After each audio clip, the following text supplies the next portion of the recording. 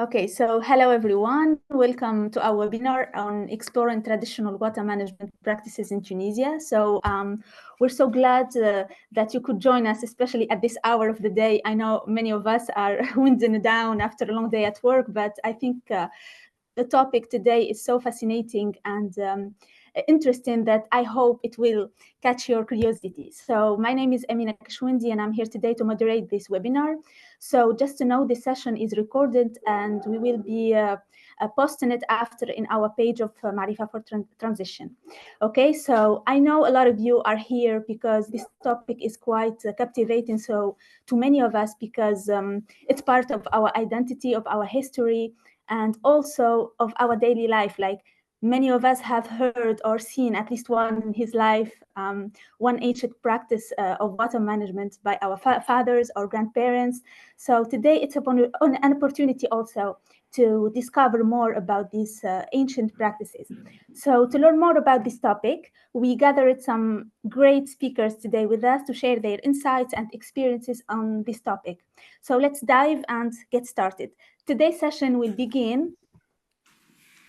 So it will begin with a welcome and introduction from Khawla Behi. She is the CEO of Maarifa for Transition. Following that, Sahar Medeb, she's a project coordinator in the ATP Association. And then we will have with us Ilyas Gesmi. He's a project manager at the WWF North Africa. So he will also discuss ancestral water management of his project. And then followed by Veronica Melan, who is a master student, and she's an intern in the ATP Association. So finally, we'll open the floor to the discussions and the questions of the participants. Also for the speakers, also if they have questions for each other, it will be like an opportunity to discuss and share experiences. So now I would like to pass it to Khawla Al-Behi, who will be sharing more about the project, its goals, and she will be also talking about the roots of this project and why it's so interesting to delve into such topics. So Khawla, the floor is yours. Thank you, Emina. Thank you, especially for everybody who is joining us this evening, for the Tunisian and also for the German audience or the international audience who are interested to exchange and listen to our stories and also learnings from ancestral practice and traditional practice coming from Tunisia.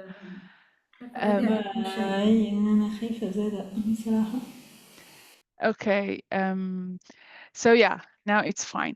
So we want to answer, or we want to start the whole presentation with such a powerful question, I guess. Can ancient water practice help us tackle today's climate challenges? In the slide, we see yes, but I would like to make it more into how we can do that and through what's kind of methods and approach that we want to use ancestral and traditional practice related to water management and help us tackle crises like climate change crisis for today.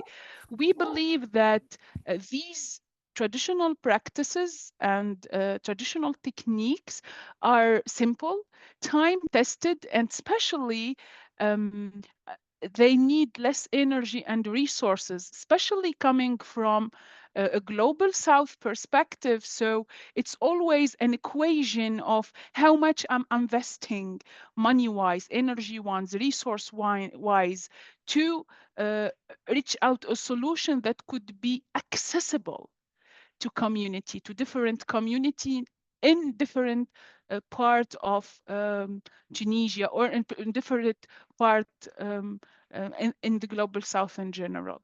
They are in general low tech.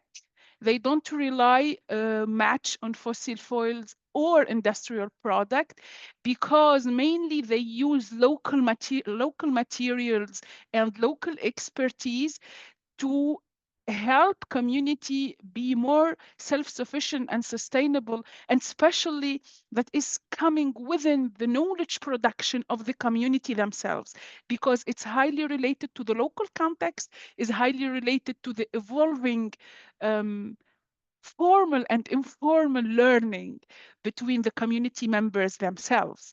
That's why in the spectrum of traditional knowledge or traditional practice, or even natural-based resource or natural-based solution, we acknowledge, and it's it's identified by the local context and their local rooting within communities. How we do that, or how we see that we can work and we can navigate this topic, is by collecting these simple and sustainable techniques, trying to archive them, and trying to make them accessible. Accessible first for the community themselves, because it's an informal knowledge. It's from generation to generation. And in a lot of cases, these kind of practice and this kind of knowledge are lost.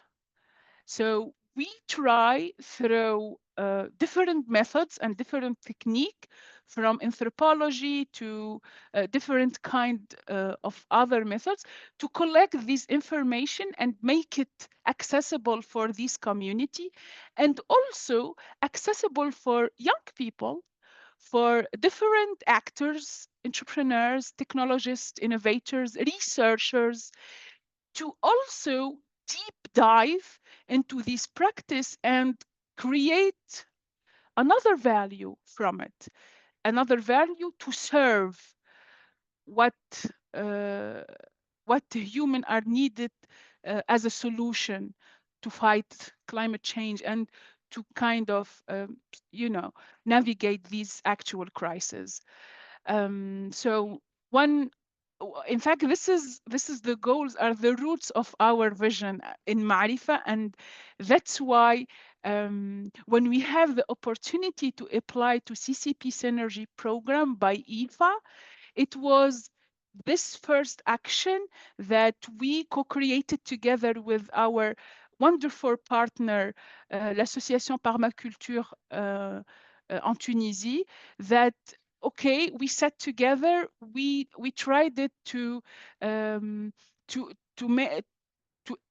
align both vision, and to come up with this small action for 3 months that Sahar, you will discover more with her what happens during the data collection in Djerba.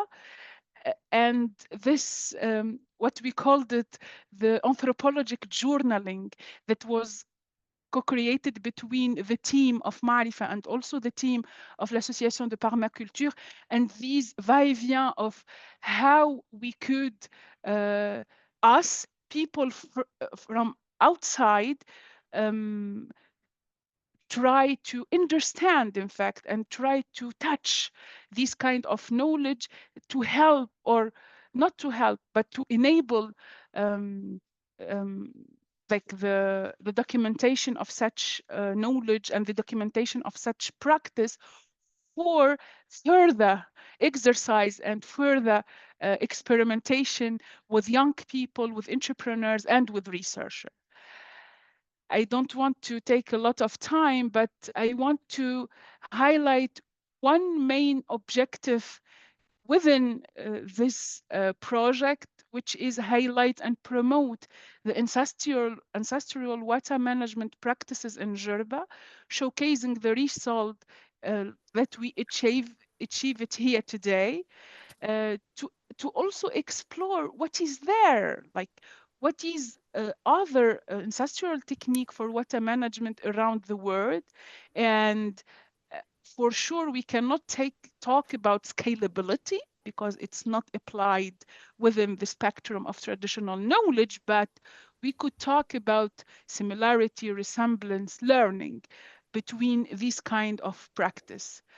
And finally, I want to thank everybody who contributed to this reflection and who take the courage, especially to seek this opportunity, because it's not a common topic that we work on, and especially that we all coming from different background and different different vision and different lenses. I will let Sahar talk about the journey and especially give us the space and emerge with us to Djerba. Sahar, Thank you. the floor is yours. Okay, but before, I just want to thank you, Khawla, really for your insightful intervention and how you mentioned, that these practices are not only essential for preserving resources, but also for the empowerment of the communities, of local communities. And it's not only essential for preserving it, but also to spread it in other regions. So confirming to what you are saying, the presentation of Sahar, who is a project coordinator in the ITP Association, before she starts, I will really want to thank her for her great job during this period. Sahar, she brought the project into life from the field work to the theoretical work. So I really want to give you a big, big thank you for all your efforts. And I can't wait to see, the results of the study and the journey you have done. So go on, Sahar. Thank you so much, Amina. Thank you so much, Khawla. I would like to thank everyone for being here this evening. I know you're probably all so tired from work now, so I'm really grateful for you to be here. The experience was truly amazing for me. Like, even though I am Djerbian myself, but spending that time in Djerba during summer and talking to people, getting to know information about things I did not know, but like talking to people and seeing their emotions, talking about Fasqiya and Majil, and like remembering times when they were kids and how they used to like go bring water to their family. And also it was a really enriching experience and touching. And I'm so glad being part of this project because it made me learn a lot than I thought I already knew. So yeah, I'm going to share some of the key information that I learned while documenting data, while interviewing people, while like traveling across the island and taking pictures and all. Some people I recorded, some people I didn't, but it was really an amazing experience. So yeah, Djerba cisterns, they are dating back, some even from the Phoenician times. I mean, we have the ancient water conservation in Minanx. We have like ruins of Minanx where we have ruins of Fasqiyas there. So that proves that this a type of system to collect water are very, very ancient in Djerba. Today, they still exist, like people are still using them. Some of the public cisterns in the island dates to 150 years back, and almost every house still have them. So what biggest things that I learned is that in Djerba, cisterns come in two main types. So we have the Majil and the Fasqiya. The big difference between them is mainly the architecture. The Majil is a bottle-shaped underground structure with a wide base and it narrows near the top. So this design actually keeps the water cooler and it reduces its evaporation.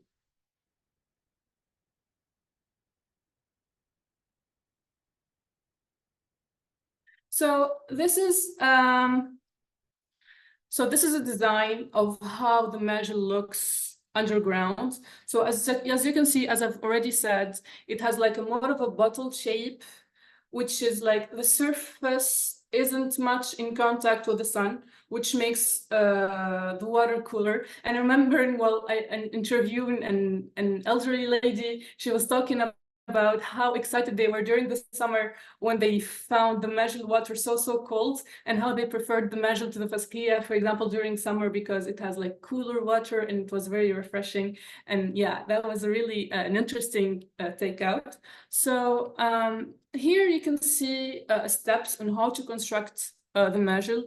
It's basically dug outside in the lowest part of the site to collect rainwater. So the process contains three main steps as outlined below. So the first step is to dig a small well about 1 meter in diameter and 1 meter deep. These dimensions allow a person to go down and work inside the hole. Secondly, the worker deepens the hole, gradually increasing the diameter as they dig deeper until the diameter reaches 4 meters. Finally, the lime prepared 15 days before digging begins is then brought in, mixed with water, and tested before use. It is tested by immersing a sample in water. It doesn't dissolve. It's ready. If it doesn't dissolve, it's ready to use. The fascia, on the other hand, is rectangular and often has various architectural styles. So, like a long time ago, and without like modern materials like reinforced concrete, builders used smaller arched structures, typically from 2 to 2.5 meters across, and they lined the walls with impermeable stone and covered them like with a vault roof. As you can see in this picture. So, no, yeah, the next one. Yeah, so this is a vault. This is how they used to build fascias before. So you see, this is a single vaulted fascia, for example, but there's also other types such as, yeah, next picture. This is a cross vaulted fascia. So this is the kind of fascias that used to be made. They used to be made before having concrete. And there are other types, like there's 3 vaults. So now with the concrete, yeah, sorry. Okay, so now with the concrete, the roofs are flat. We don't use that vault anymore. And as you can see here with the design, you can see how the fascia is different from the Majel. So the fascia is rectangular. It's not bottle shaped like the Majel, and the water is less cold. So you can also find here like steps to find the fascias. The first step is to choose a site with a shallow water table and limestone crust. Determine the shape of your fascia based on your functional needs, available, and climate conditions. Secondly, excavate a buried chamber 6 to 15 meters long and 3 meters wide. So the depth should be approximately 3 meters, and the chamber must be covered with a vault. Construction of the vault. The vaults can take, so this is the method not using concrete because, yeah, it's better, like even ecologically wise, it is better to not use the concrete. So this is like the traditional way of building fascia. So the vault can take various shapes, as I said. So there's like the 3 vaults. We didn't see a picture of it, but there's also a simple vault, as we've seen. There's also the crust vault, as we've seen also. But there's also, as I said, the flat roof, and there's also the Maltese fascia. So the vault should be constructed based on the shape chosen for your fascia.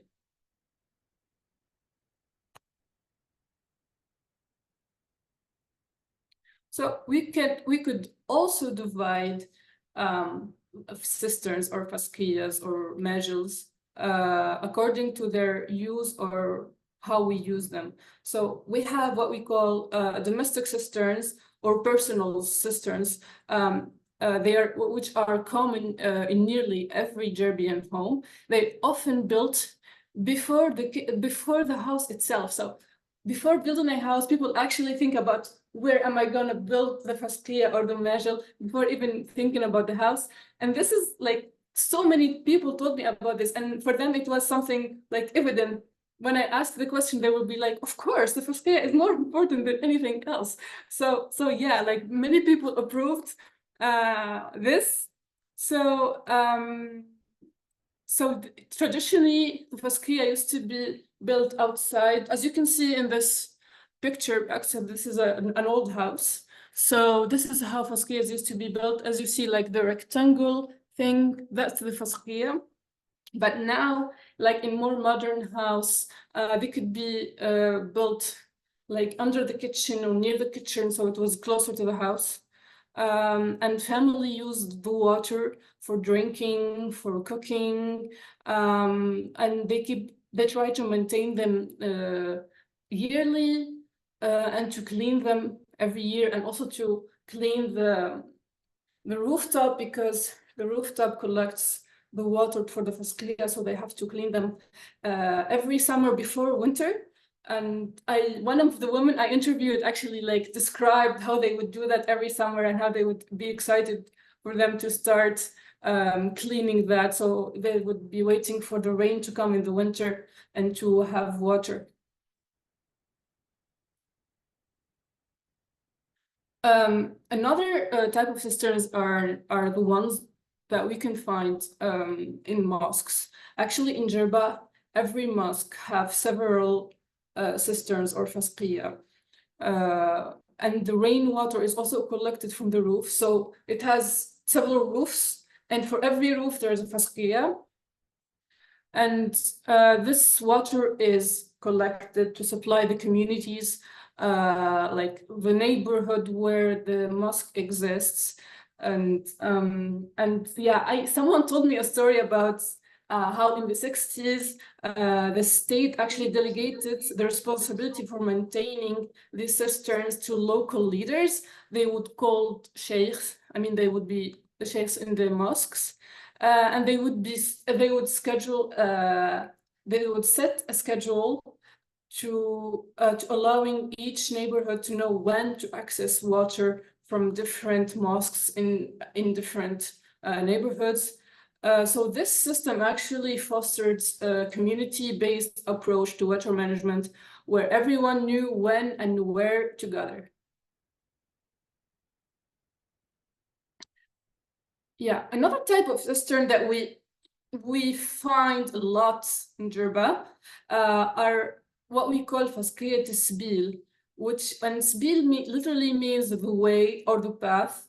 They're actually built by wealthy families, specifically for travelers to drink from.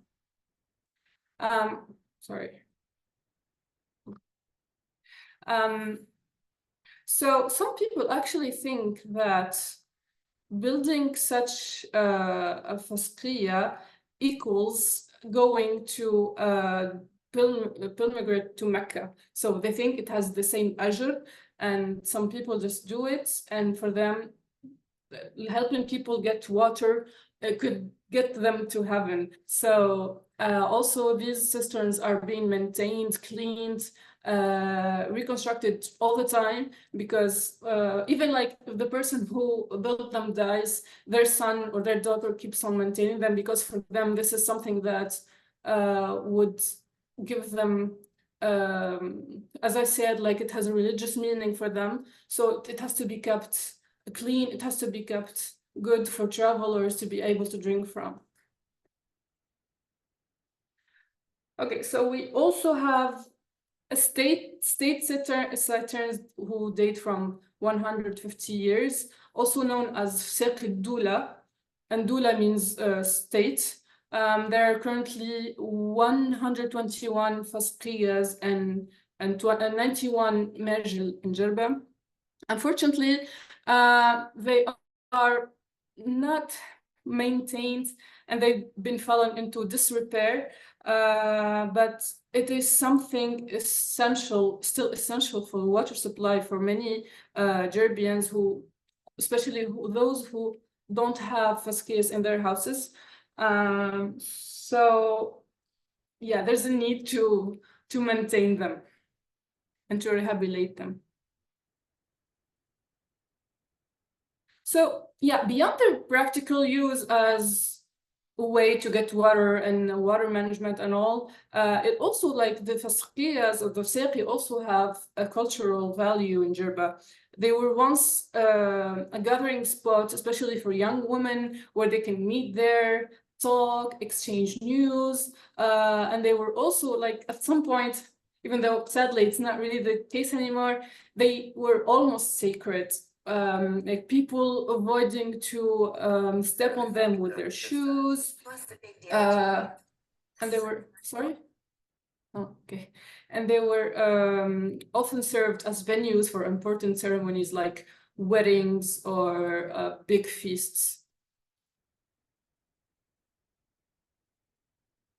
Yeah, I was talking earlier about how the state cisterns weren't really in a very good shape.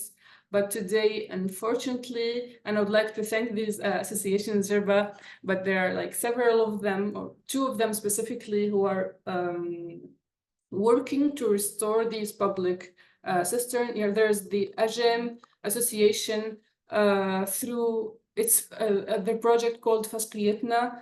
They actually rehabilitated 12 public cisterns and three in schools between 2019 and 2021, partnering with APAL and UNDP. Now there's the ASIJ Association with the support from WWF. Been working on a similar initiatives, and they also include community awareness sessions on water scarcity and identifying the cisterns that residents would like prioritized to rehabilitation. So, in conclusion, preserving Djerba's cisterns is not only about respecting the heritage that it has, but it's also about building resilience to climate change and drought. And these cisterns have supported communities for generations and through the years and for centuries. So, and they offer a sustainable water management model that the world's arid regions could replicate. So by restoring and maintaining the systems, we're not only securing local water resources, but also showcasing a simple, effective solution that can be adopted globally. So here, yeah. So I tried to not give so much details because most of the details will be here in the video. So this is a video that we've done in Djerba, where we interviewed 3 people, and it was a really fun experience because we traveled, like, in different spots in the island, and we went to people's houses to film fasqiyas in their houses. We have to ask for their permission, and we went into mosques to film also the saqi in the mosque, and we had to, like, go across the island so we can find the saqi of Subir, because usually they are on the way like a bit far from the city. So yeah, it was a very fun and exhausting experience, but it was amazing. So yes, please enjoy the video. It's almost 12 minutes long. And yeah, thank you everyone. Okay. So I really want to thank you before that, Sahar, like really it's a fantastic job. Sorry, yeah, go on. I would like to thank the architect who did the designs. They are really, really amazing. Mohamed Amin Bouziri, thank you so much. Yeah. Thank you, Sahar. Thank you so much for your presentation, actually, and the way you clarified the different types of fasqiyya that currently exist in Djerba, and explaining, the key differences between them and between al-Majal. So you highlighted those practices who contribute significantly in the social life of the region, and demonstrated how efficiently they can contribute to the resilience to climate change and also to the cultural life of the locals. So let's share the video that was created in collaboration between the Maarifa for Transition and the Tunisian Association for Permaculture. It's a great visual presentation of the work that have been done during these 3 months. So enjoy the video.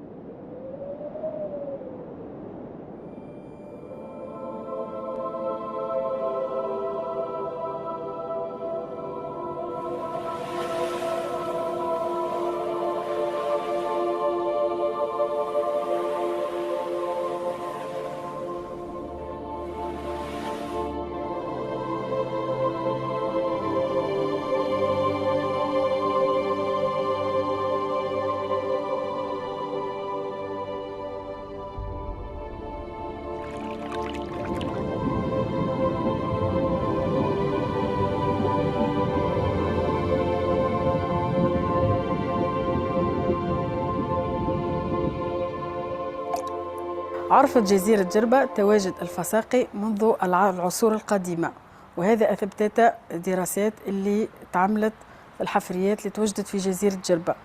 وكما نعرفوا الناس الكل جزيرة جربة المناخ متاعها شبه جاف أو جاف، هيك علاش أهالي منطقة جزيرة جربة اخترعوا التقنية هذه اللي هي تجميع المياه في الفساقي أو في المجل، واللي هي باش تجمع أكثر ماء على طول العام اللي باش يكون صالح للشرب. والفساقي نلقوهم في جزيرة جربة بعدد كبير برشا. كانت تسمية جزيرة جربة جزيرة المساجد، بعدد الكبير اللي لقيناهم متاع الفساقي جزيرة جربة نجم نقولوا جزيرة الفساقي. الفسقية في الجزيرة عندها أهمية قصوى، يمكن تكون أهمية حياتية عبر التاريخ، ووجود الإنسان على الجزيرة أكيد يكون مرتبط بوجود الفسقية لعدة اعتبارات، منها الجغرافي ومنها المناخي. الاعتبارات الجغرافية بحكم أنها جزيرة بعيدة على القارة، دونك صعوبة التزود بالمياه الصالحة للشرب. الأسباب الجغرافية أنه الجزيرة منبسطة، ما فيهاش جبال وما فيهاش سدود، إمكانية تخزين المياه الأمطار. الأسباب الثالث أنه التربة في جزيرة جربة رملية، تمتص الأمطار بسرعة، ما تنجمش تخزنها على سطح الأرض. من الأسباب الجغرافية أن المائدة المائية في جزيرة جربة معظمها مالحة، إلا في بعض الأماكن يفهم الماء الجوفي يكون حلو. الفساقي في جزيرة جربة تتميز بالتفاصيل الهندسية متاعها المختلفة.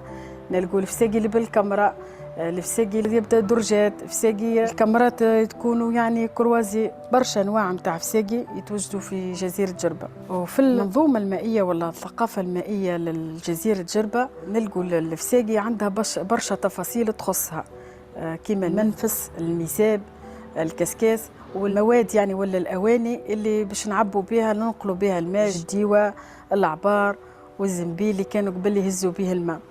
يعني جربي عندها ثقافة كبيرة للماء، اخترع يعني آليات باش ينجم يحافظ على الماء صالح للشراب على طول العام.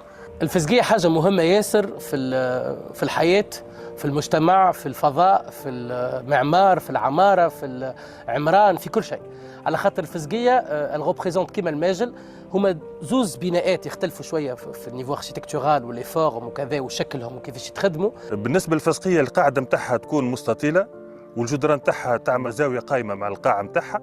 اما الماجل القاع نتاعو دائري وشكله مخروطي يعني كونيك، من القاعده تكون عريضه ومن الفوق يكون تقريبا في حدود متر الدائره نتاعو. الخاصيه تاع الماجل على الفسقيه انه عنده اقل كونتاكت مع اشعه الشمس، دونك في الصيف تكون المياه تاعو بارده اكثر من الفسقيه اللي هي معناها السطح نتاعها معرض اكثر لاشعه الشمس، معناها تنجم تسخن اكثر من الماجل.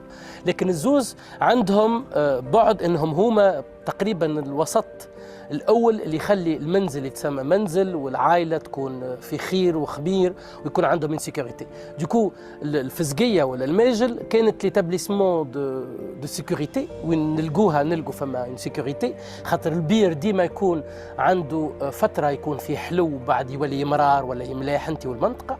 فالفسقيه مثلت فيصل في بناء علاقه الانسان الامن المائي. الامن المائي حاجه مهمه ياسر. والفساقي زاده نلقوها بكثره في المنازل وفي الحواش، يعني اي منزل نلقوا فيه اكثر من 4 فساقي، وكل حوش نلقوا فيه فسقيه، بخاطر المنزل يمثل اكثر من 3 ولا 2 حواش، وكل حوش عنده فسقيه ولا ماجل. والفسقيه ديما نلقوها لبرا، وفي شيرة البحري للظل باش تكون الماء ديما نلقوه بارد. في مجتمعنا نلقوا الفسقيه اساس نتاع المنزل، نلقوها زاده وين الانسان كي يحس روحه كريم ولا يحب يكون كريم ولا يترحم على اهله ولا ماليه يعمل فسقيه للسبيل، يعمل ماجل للسبيل. فنلقوها حاجه مهمه ياسر انه الانسان ربط وجوده بوجود الماء، حضوره بسلامته وسلامة الماء اللي عنده. فالفسقية عندها برشا بعد طقسي زادة، نلقوا فيها برشا أسبار، مثلا عندك عروسة خشمور وبرشا دي تراديسيون تري أنسيان عندها علاقة بالفسقية، على خاطر الفسقية الغوبريزونت هيك الحوض المائي اللي يرمز للغناء وللسلامة وللأمن بالنسبة للعائلة. من الناحية الاجتماعية أنه فيها جلب المياه من الفساقي السبيل موكل في العائلة للمرأة، وعادة تصير هذه عملية جلب الماء عادة تصير العشية وقت يبرد شوية الطقس، وتكون نقطة الماء هذيك ملتقى لبعض النساء والبنات يتبادلوا فيها الحديث، يتبادلوا فيها الأخبار، يتبادلوا فيها ما يهم شأن المجموعة هذيك، وذاك ليش عندها أهمية اجتماعية. فما حاجة مهمة ياسر اللي هي علاقة العائلة بالفسقية، فسهرية الصيف في الفسقية، العرس في الفسقية، شلونقة في الفسقية، السهريات نتاع العرس التقصير وكذا فوق الفسقية. الفسقية عندها حضور كبير، فما عائلات العيد نهار العيد نهار اللي يتلموا في العائلة يتلموا فوق الفسقية. حتى في الانديكاسيون في الشباب بين بعضهم، اسمع نتقابلوا في فسقية الدولة، نتقابلوا في فسقية فلان، نتقابلوا في فسقية فلان. حتى العباد معناتها في إطار ارتباطها مع الفضاء ولينا نوثقوا البلاصة بيقول لك فسقية بنملي، فسقية معناتها عائلة فلان، بحذا فسقية السبيل، بحذا كذا. علاش؟ على خاطر هي منشأة مائية عندها أهمية كبيرة عادة في تنظيم الأمن المائي في المنطقة، وتسعى أنها تحضر الفضاء أنه يكون فضاء قابل للحضور الإنساني. بالنسبة للأهمية الروحانية، برشا ناس تعتقد أنه الثواب نتاع بناء فسقية للسبيل ثوابها بثواب حجة، فدونك فما برشا ناس اللي ما قدروش باش يمشوا للحج، عنده شوية مال مخبيه يبني به فسقية يجعلها للسبيل، دونك يسقي منها العباد المارة ولا العباد العائلات اللي ما عندهمش فسقية. أنواع الجوامع كل نلقوا فيهم الفساقي، فساقي اللي موجودين على الشط نلقوا فيهم عدد قليل متاع فساقي، وهذا يدخل في المنظومة الدفاعية للجرابة اللي عملوها وقت اللي بناو المساجد.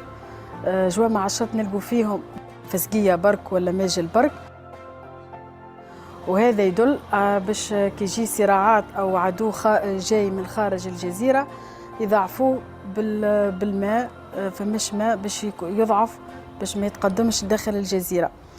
في السنتير الثانية نلقوا في مساجد الحصون ومساجد القلاع ولا مساجد المدارس كما اللي احنا فيه اليوم، عدد كبير من المساجد نلقوا أكثر ديما من 7 أو 6 فساقي.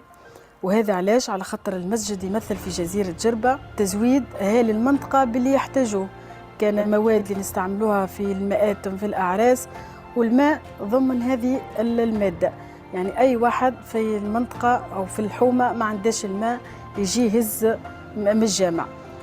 فما زاد مساجد تكون الوظيفة متاعهم مدارس كما جامع بومسور، كما زاوية سيدي إبراهيم الجمني، يكون فيها عدد أكثر من الفساقي باش يتزودوا منها الطلبة. ارتبطت الفسقية اوترومون دي بعلاقة دينية وروحية، انها تمثل هيك الباتو دو سوفتاج في وسط تقريبا الجزيرة تطفو في البحر، عندها في ماء مالح وون بليس في الصحراء في الجنوب.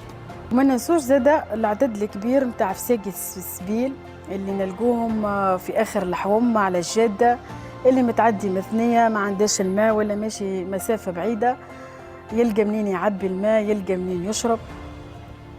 فما حتى فساقي يعني يعملوا لهم شيرة للدواب وشيرة للعباد باش تشرب. وإلا للناس اللي تقيم في الجزيرة بصفة وقتية، مثلا في أوقات الحصاد ولا في أوقات جني الزيتون، ناس تجي من خارج الجزيرة تستقر مدة أسابيع ولا بعض الأشهر في المواسم هذيك، وتلقى معناها الفسقية تاع السبيل باش يشربوا منها العباد. في علاقة ما بين الماضي والحاضر نلقاو اللي ساعات الفسقيات اليوم مثلا في جدودنا قبل كان عندهم علاقة معناتها طقسية مع الفسقية، ما عندناش الحق ندبوا عليها، ما عندناش الحق نوسخوها نلوثوها، السطح يتبيض، الجير لازم ننظفوا كل شيء، على خاطر هذيك كانت بالحق مفهوم السلامة والأمن. اليوم الفسقيه ولات باغاليل، خاطر العباد شويه تشرب ماء صافيه تشري من الشارع كذا، فولينا عادي الفسقيه نكوروا فوقها نلعبوا، ما يقلقناش نطلعوا فوق الصباط. احنا قبل نذكر جينيراسيون كامله جدودنا قبل فوق الفسقيه ما يمشيوش بالصباط ولا بالبلغه، يمشيو حفايه وما يلعبوش معناتها فريمون في السيزون تاع المطر اول اخر الصيف.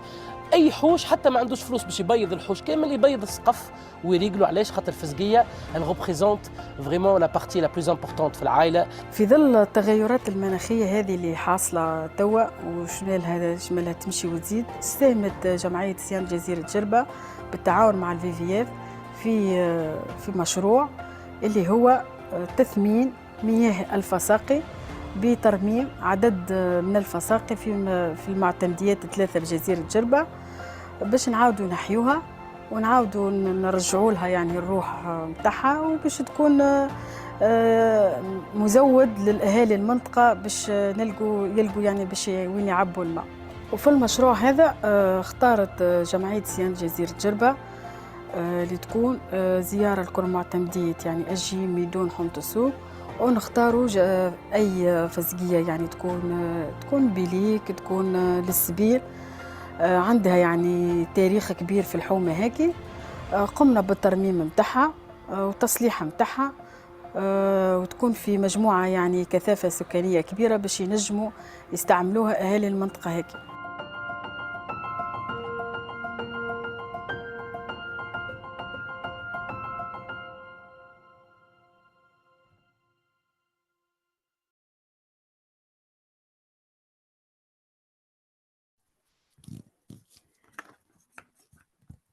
Wow, thank you so much for such an amazing video. Like, I'm really enjoying it. I hope everyone of you enjoying it as well.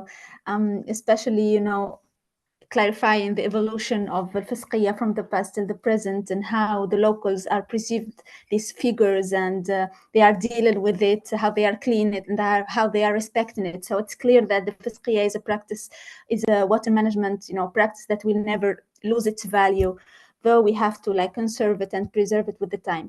So now I would love to first of all share my screen and give the floor to Ilyas Gesmi. Okay, Ilyas Gesmi, thank you for being with us today.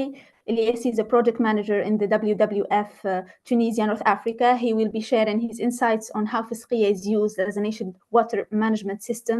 So this practice has been also a focus for the World Wildlife Fund for Nature lately, and they have also a very good job promoting and preserving it. So Ilyas, the floor is yours. Thank you, Sahar. Thank you, everyone. Good afternoon. First of all, I would like to express my sincere gratitude to the organizers of this event.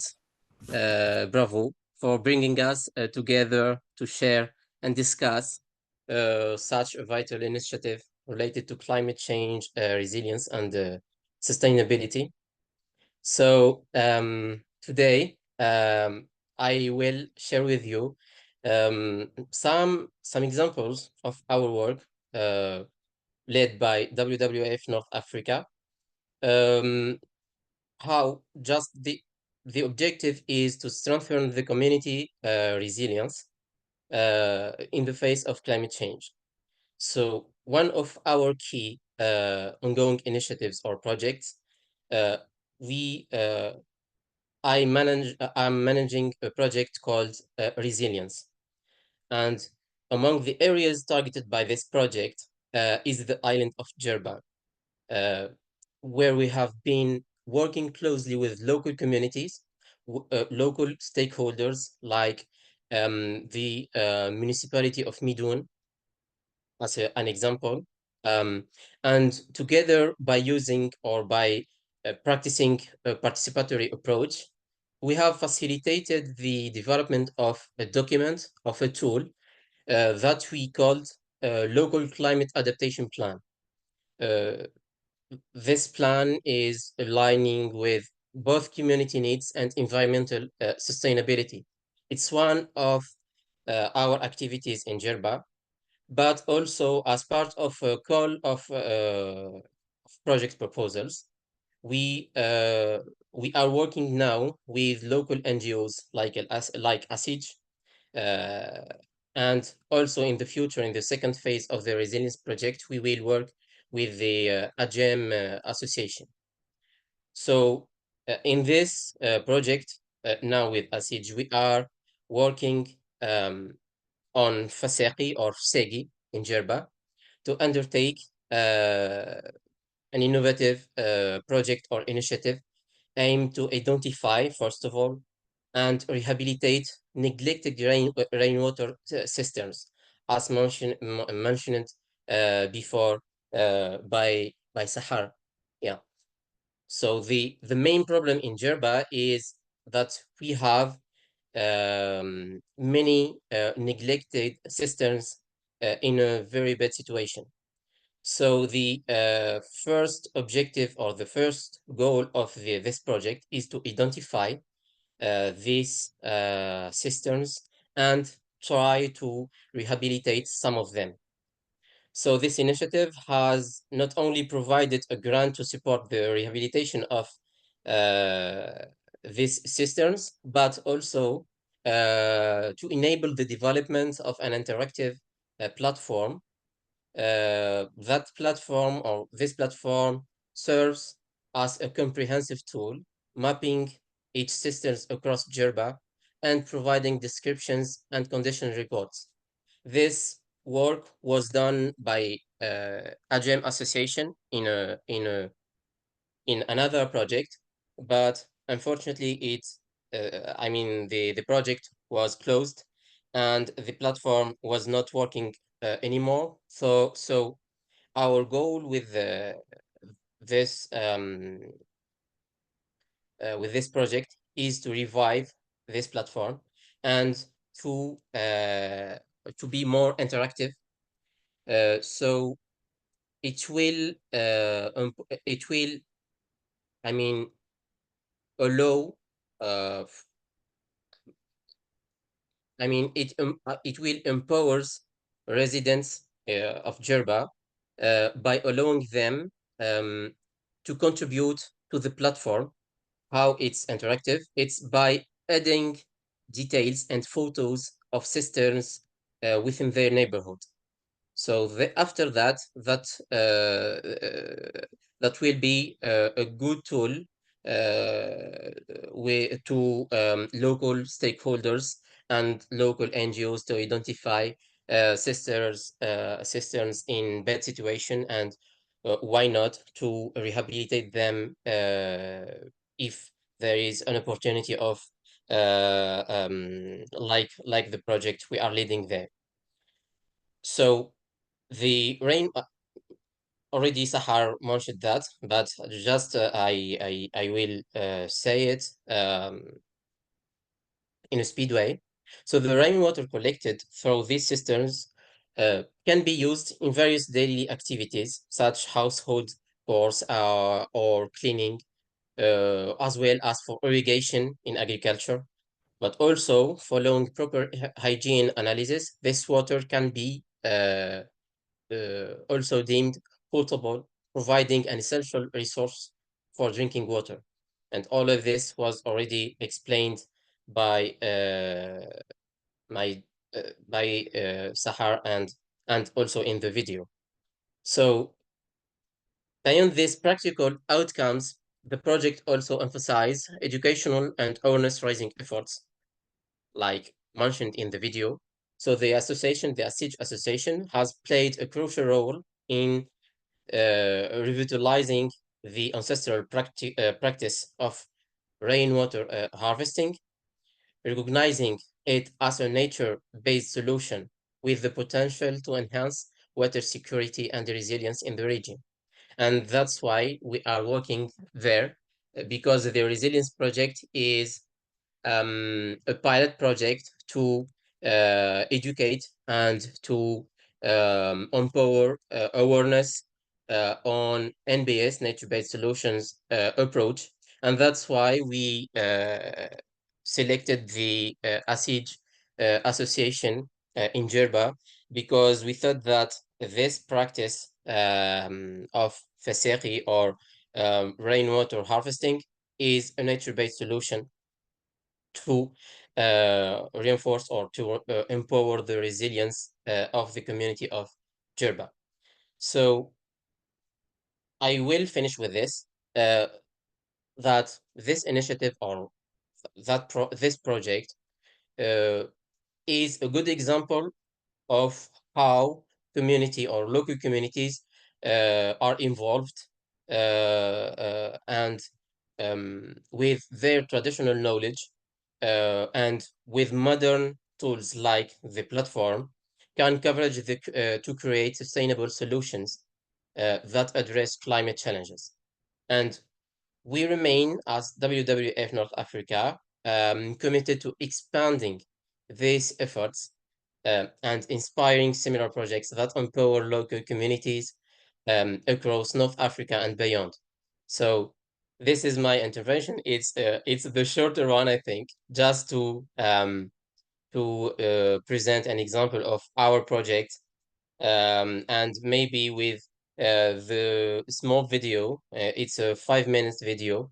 It's not too different from the first one, but we did this video with the ASIG Association just to present and to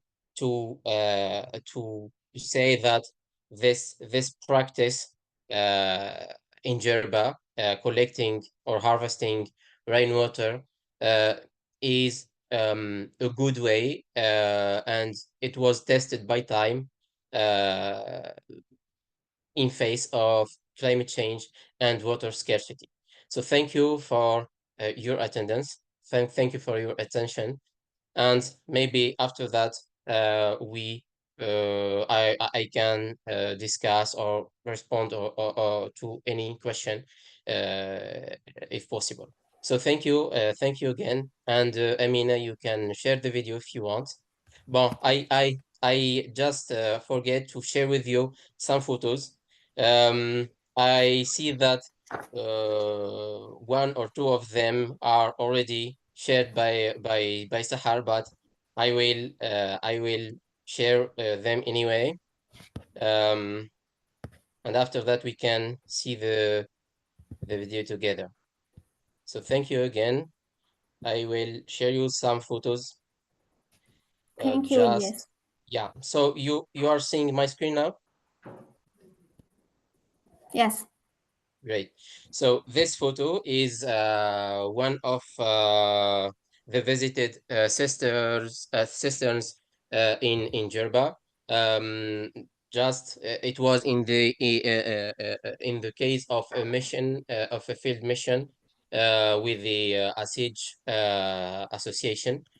So that was the first step to identify the fasaki, or the cisterns in a bad situation. So as you see here, it was an assessment work with the members of the association, and after that, here, for example, it was a meeting with the development engineer with the association to present for us the platform. It's not 100% ready now, but they are in the final step because the project is already ongoing. So this is one example of our meetings with the association, but all the work, all the project is led by them. We are just here to monitor and assist the association.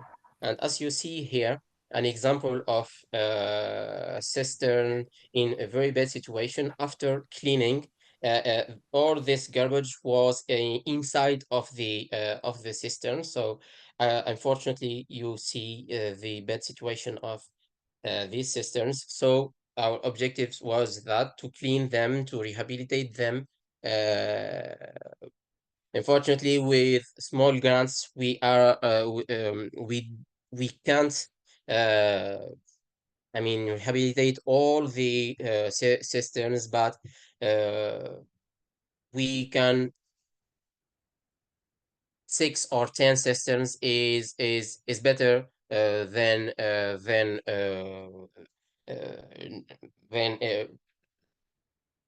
doing nothing. So this is one example of the work of the association, and this photo is one is an example of the work of the association after the intervention. So that's all for me for the photos. Maybe after the video, you can understand more the work done by the association. So thank you again, and Amina, go ahead for the video if you want. Thank you so much. Okay, I will be sharing the video right now.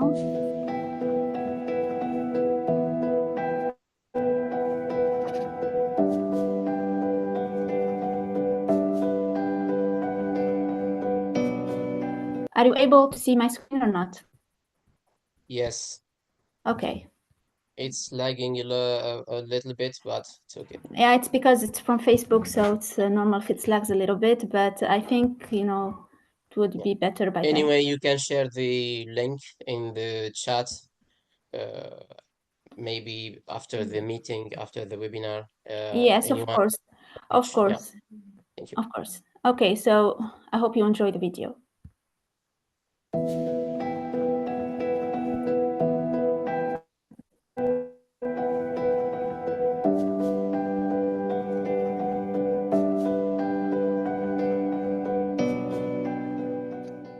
اليوم نتواجدوا احنا احذاء الفساقي اللي نسميهم نطلق عليهم اسم فساقي البرج. قيمة المياه اللي تنجم تتخزن فيهم تقريب 590 متر كوب، دونك كمية مهمة جدا، سورتو وقت اللي نربطوها بجربة والشح المياه في جربة دوبي توجور. دونك لا سيشخيس لا غارتي دو لو حاجة متعايش معها الإنسان الجربي من القديم، وهذاك علاش طريقة البناء الفساقي هي مكون من مكونات التراث متاعنا.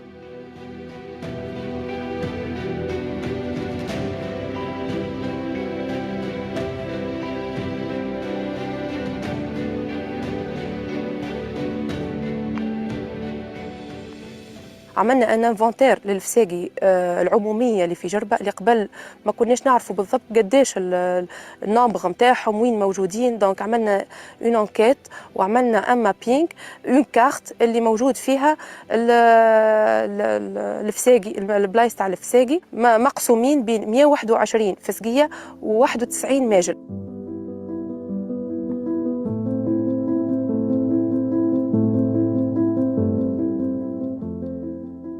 الإنسان الجربي من قبل إذن وعى بأهمية الماء، وعى بأهمية المحافظة على هذه الثروة وتخزينها لاستعمالها، خاصة في أوقات الجفاف وفي الأوقات اللي تشتد، خاصة معناها تنقص نزول الأمطار. ففي كل منشأة من المنشآت، إما منشآت دينية أو منشآت سكنية، نلقاو بكثرة بناء الفساقي والمواجم وهو موزع توزيع معناها محكم في الجزيرة. وأنا أستطيع أن أقول على غرار أن جربة جزيرة المساجد هي إذن جربة جزيرة الفساقي والمواجم.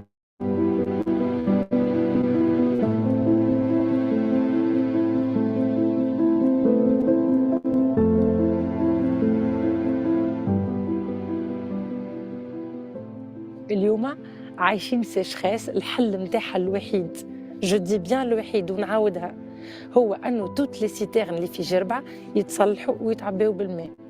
الفساقي حاجه كما قلت لك موجوده في كل المنازل، و elle fait aussi partie des composantes qui sont bâties en commun. اش معناها en commun؟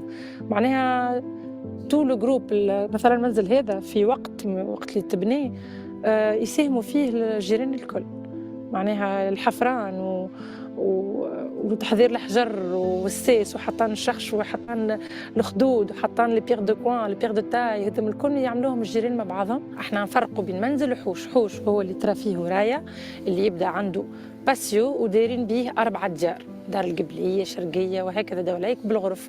في الوسط نلقاو وسط الحوش، وسط الحوش ينجم يكون فيه مجل، اما في سقيه لا.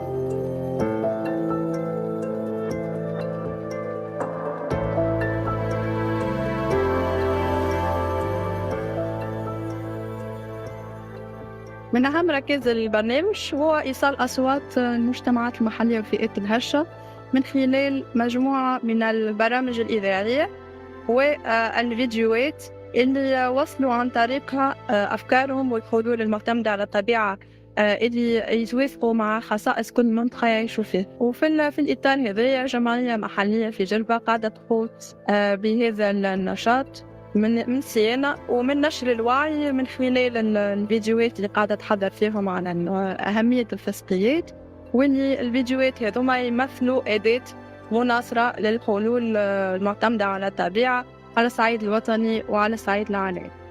المجتمع المحلي في جربة يعتمد كثيرا على الطبيعة، فجمع مياه الأمطار يعتبر من الحلول المعتمدة على الطبيعة، سكون أبيل سوليسيون فوندي سور لا ناتور. احنا كصندوق عالمي طبعا ندعموا ليزينيسياتيف هذوما والا المشاريع هذيك علاش جات فكره المشروع نتاع اعاده تهيئه واعاده ترميم الفساقي في جربه، معناتها بالتعاون مع جمعيات محليه وسلطات محليه، لانه احنا نخدموا برشا معناتها ونؤمنوا برشا ان المجتمعات يلزمها معناتها تعتمد في حلولها للتاقلم مع التغيرات المناخيه، تعتمد كثيرا على الطبيعه، وهذاك اللي سكون ابيل لي سوليسيون فوندي سور لا ناتور والا الحلول المرتكزه على الطبيعه.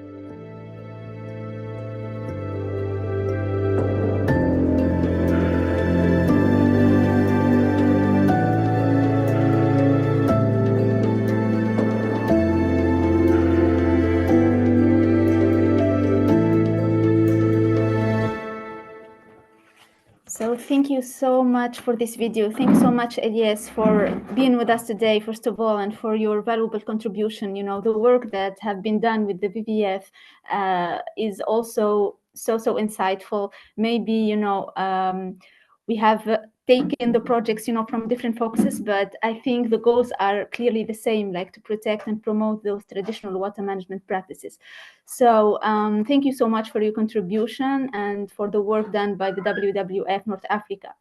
So now let's move on to our final speaker. It's Veronica Milan. I'm gonna start sharing my screen.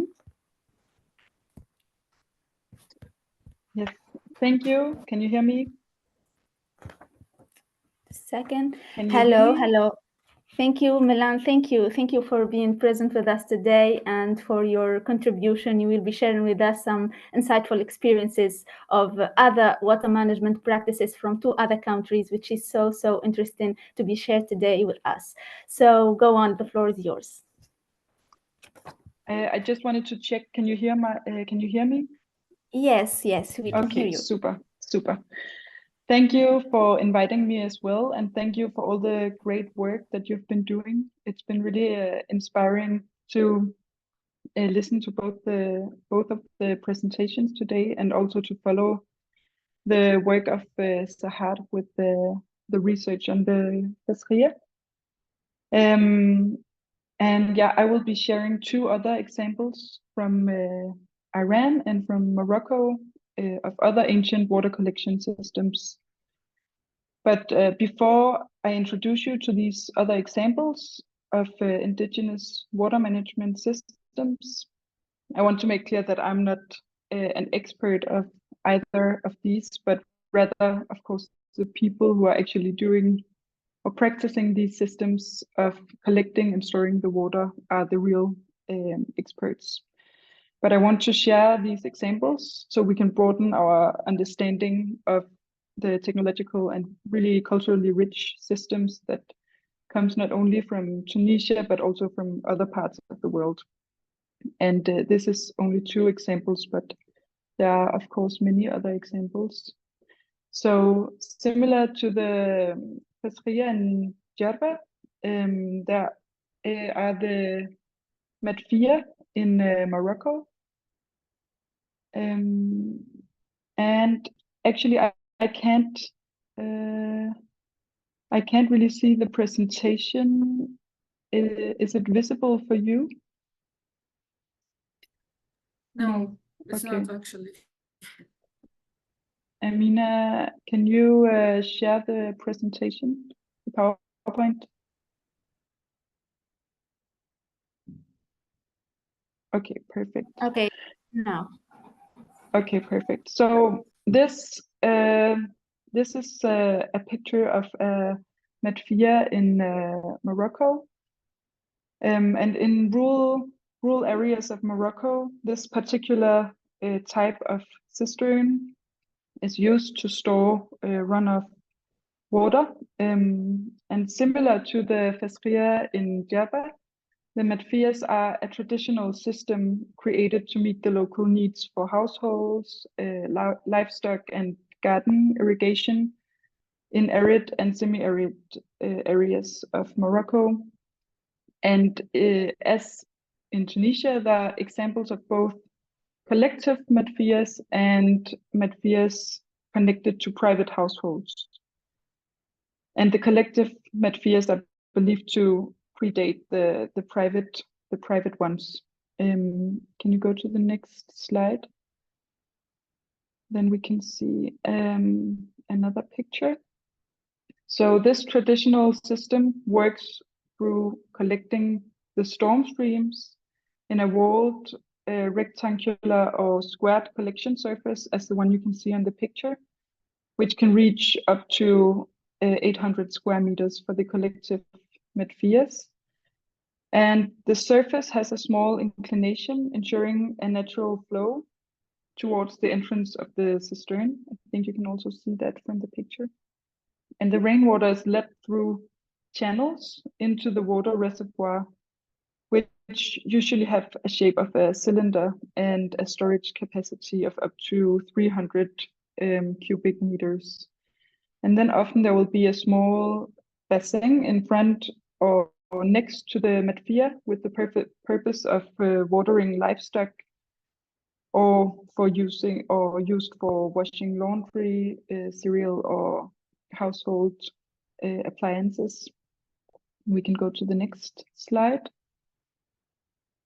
So overall, the Maarifas are found in the arid and semi-arid regions of Morocco, and it's part of the social, cultural, economic, and also agricultural Moroccan life, and also adapted to the local environmental conditions and climate, and to the needs of the rural population living in these ecosystems. And beyond their economic and environmental aspects, they acquire a really important cultural dimension. And according to tradition, once the Maarifa is built and filled with water, people inaugurate the season for marriages and festivities. But this traditional knowledge that is connected to the Maarifa are threatened by some of the new technologies of water management that sometimes are introduced without regards to these systems that already exist. And today, the Maarifas still play a vital role in the rural communities in Morocco, and there are also still new Maarifas that are being constructed. And the construction of the new Maarifas are often collective ones in order to serve the whole community. And then we can move on to the next slide. So this is another example of an indigenous water collection, water management system from Iran, the Ab-Anbar. And in Iran, these roofed underground cisterns was historically constructed as part of a water management system in areas relying on permanent springs or on seasonal rainwater. And as you know, maybe the Iran is located on the dry belt of the earth, with more than 70% of its land classified as arid and semi-arid areas.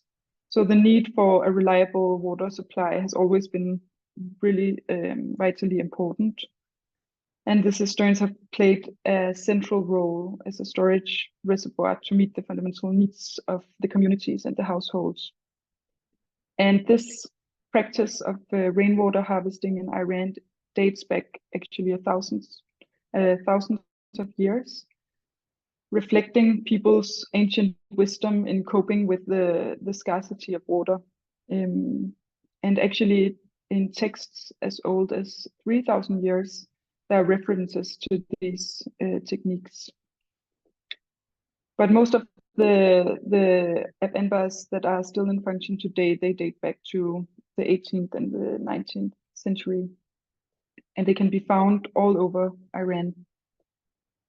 And as with the Fasriya, some of these Ab-Anbars were built as bigger public cisterns, while others are built as part of private households to sustain local families.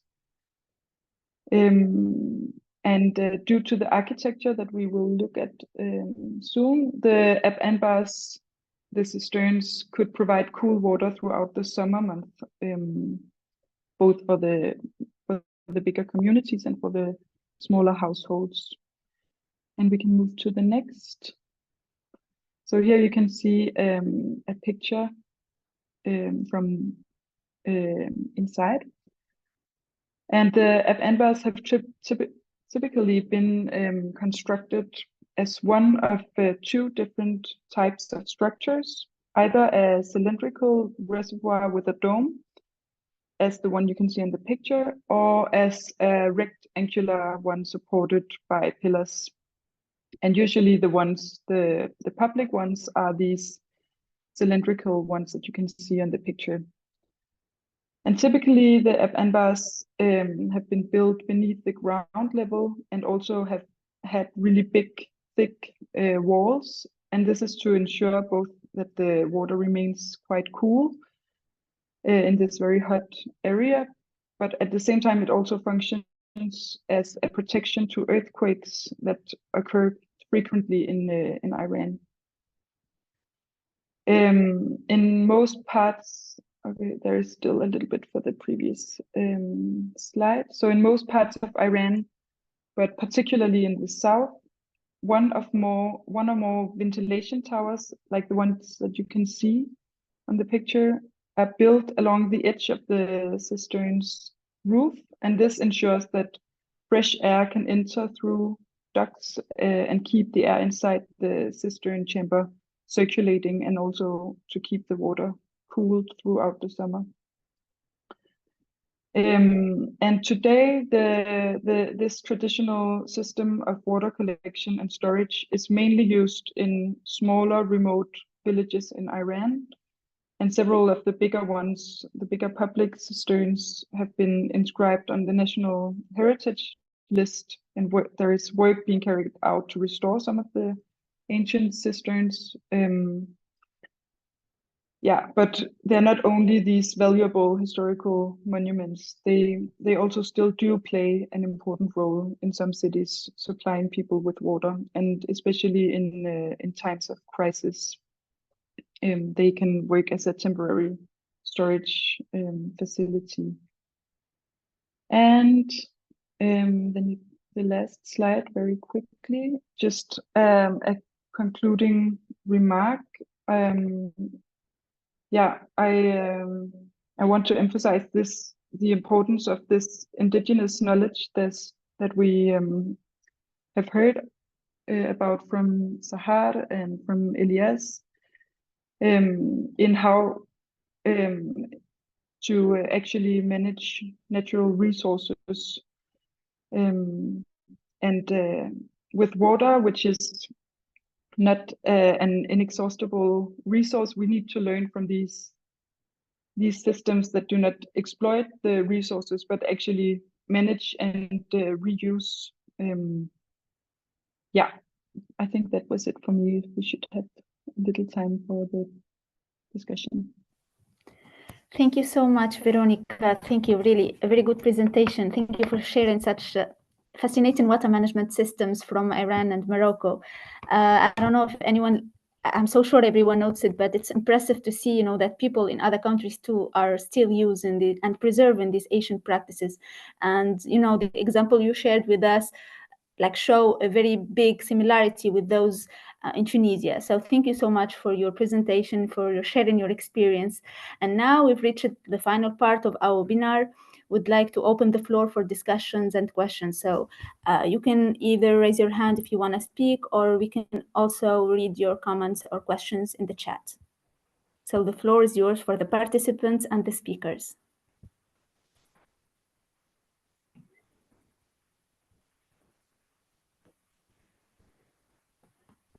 Okay, there is a question.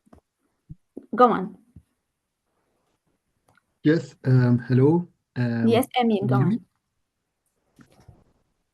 Can you hear me? Yes. Yeah, okay. I'm sorry, unfortunately, I had a technical issue, so I joined the webinar a bit late. So I didn't saw the very first presentation. Yeah, I just wanted to share something about the technique presented. That's all about rain water collection, which is very important because the main issue that we have of course, in agriculture, in arid climate, is irrigation, because irrigation is salinizing the soil. And of course, with rainwater, there is not this issue. So this is the only way to not destroy our soil with salinization is to use rainwater. So all those techniques are very fundamental.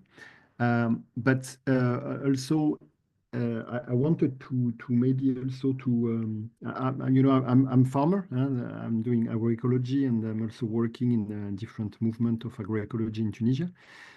Just wanted to outline that also the knowledge in agroecology showed that the soil itself can store the water. And so there is lots of now science that has been built that 1% of organic matter in the soil it's about 200 cubic meter of water stored in the soil. So just imagine if you have 8% of organic matter in the soil, we are talking about a huge amount of water that could be stored directly in the soil. And if the soil is live, is full of life, especially full of fungus, of mycorrhizas, then this water could be distributed automatically to the plants. So just to say that collecting the rainwater is a very important part, especially non-salted water. I mean, that could be used to initiate some culture. But in parallel, also, there is more and more techniques in agriculture to harvest the water directly, to store it in the soil, and to harvest the water in the air. So in arid climates, like in oasis, like in Tunisia, for example, it has been proven that 50% of the water used by the oasis is harvested directly in the air. So it's huge amount of water, depending, of course, of the way the agriculture is organized to be able to capture this water. So I just wanted to outline that, yeah, on top of the collection of the rainwater, which is again very important, there is also other techniques that are very important also in arid climate to harvest the water, because the rainwater is not the only one. There is the water in the air that the plant can harvest. And there is also the water that you can, from the rain, that you can store directly in the soil.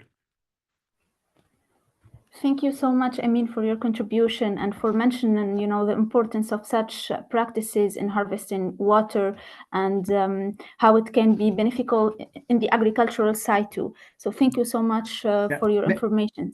Maybe if some of you are interested in pushing further this knowledge of water harvesting in the air and soil, etc., you can go in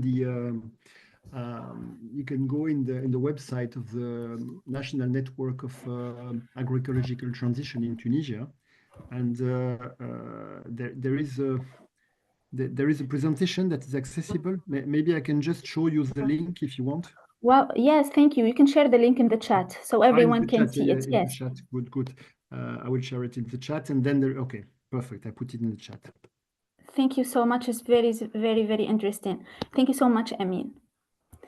Is there any other questions? Okay, just by answering a question about the links of the videos and the whole webinar, we will be, actually this webinar is recorded and we will be posting it in our LinkedIn page of Maarifa for Transition. And also we can be sharing with you the link via email after the webinar. Is there any question from the participants? Or even the speakers if you want to mention anything else?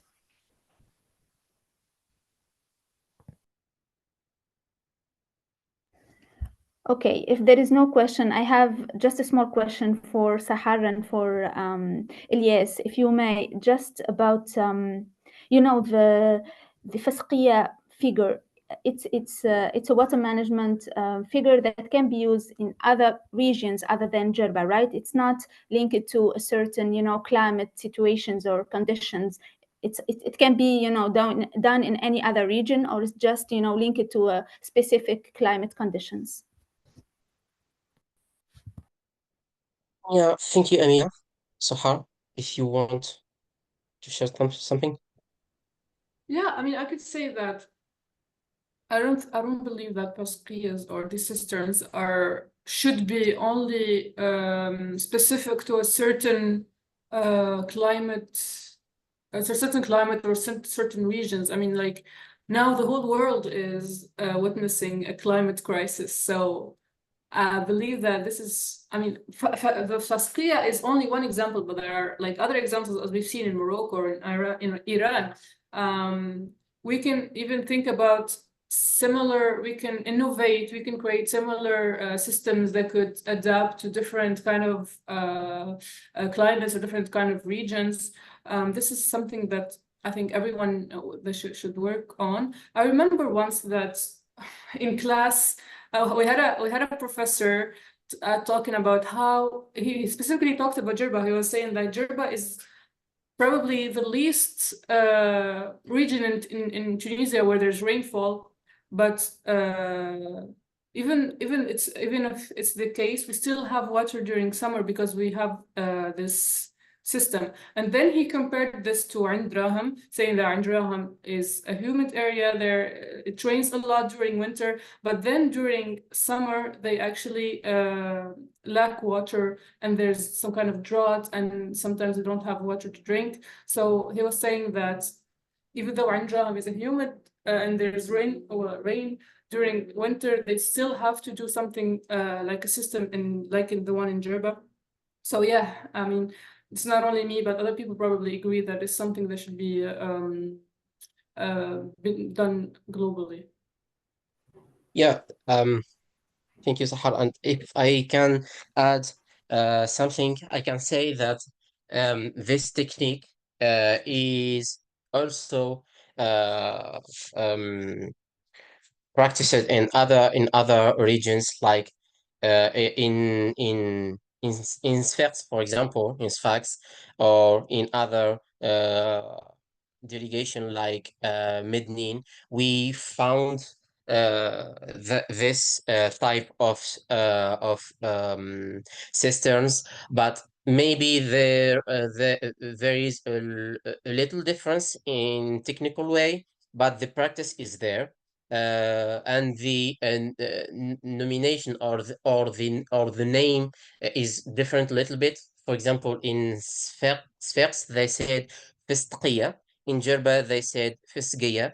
the measure, for example, in Djerba, we have the same example in the north, in Ain Draham, in Ghardima, in Jandouba delegation.